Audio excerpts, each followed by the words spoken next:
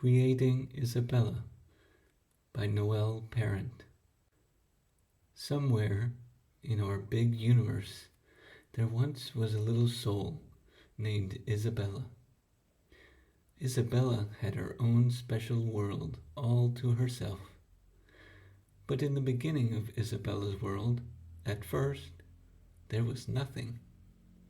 No, there was nothing at all. Only Isabella. Then, in one magical moment, Isabella wanted to create something. So she took a deep breath, and as she opened her eyes, her own world began to emerge. Shapes and forms and colors of all kinds started to play all around.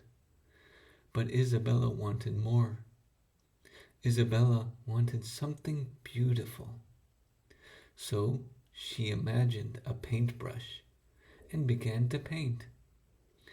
Wandering rivers and skies of soaring blues, majestic mountains and trees of brown-hinted greens. Golden-haired meadows sparked with rainbowed flowers. All that Isabella painted came alive and seemed to dance along with her.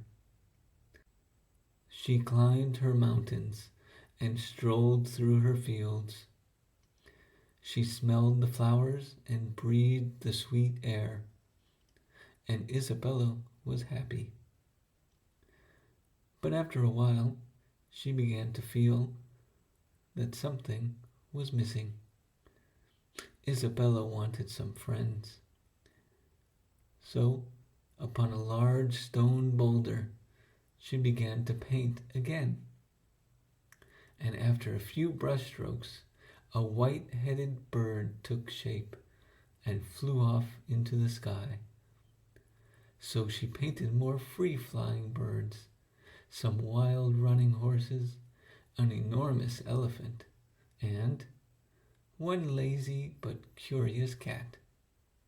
And Isabella was happy. But still she felt that something was missing. So again Isabella began to paint all around her, and there appeared at once all kinds of different people in her world. People of all the different colors and types that one could imagine. People with long legs, people with short legs, people with big heads, people with little heads, and even some people with large fancy wings.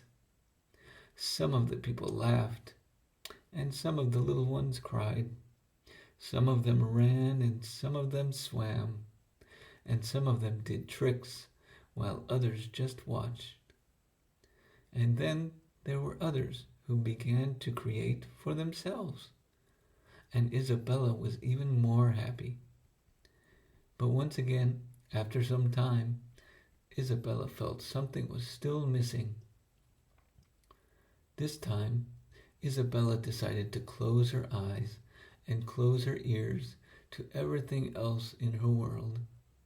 She remained very quiet, and there in that silence, she began to listen and to feel. After a little while, Isabella began to feel a part of herself she had not felt before. She began to feel her very own soul in her very special heart.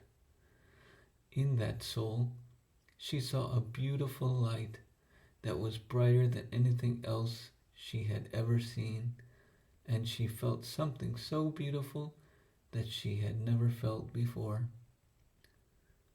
But how to create this wonderful feeling in my world, she wondered to herself. How to paint this beautiful feeling that is who and what I am.